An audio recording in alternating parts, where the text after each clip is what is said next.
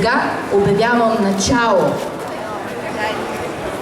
Когато бях дете, като дете разсъждавах, като дете чувствах, когато пораснах, оставих детинството. По ирония на съдбата, синът ми е роден на 2 април, Световен ден за информираност на аутизма. И е с аутизъм. Аз като дете харесвах Мечо Пух, обаче го харесвам и сега. Моят син не говори, но ако говореше, щеше да казва много подобни неща на тези, които казват Мечо Пух и приятелите му. Малко нелогични, малко безсмислени. Но тогава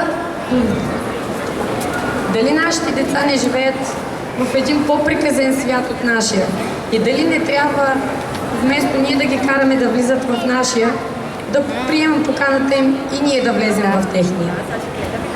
Благодаря ви, това беше Деница. Тъй като стана въпроса Мечо Пух, аз не съм Мечо Пух, видно. Не съм и другия наш любим приятел Прашчо. Не, че не мога да стана след време, като натрупвам килограми. Но днес ще говорим и за Мечо Пух, и за Прашчо. И като казах днес. Прашчо, какъв ден е сега? Сега е днес, Мечо.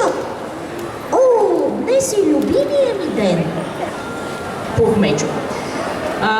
Дени обяви че 2 април това е Международния световен ден за информираност.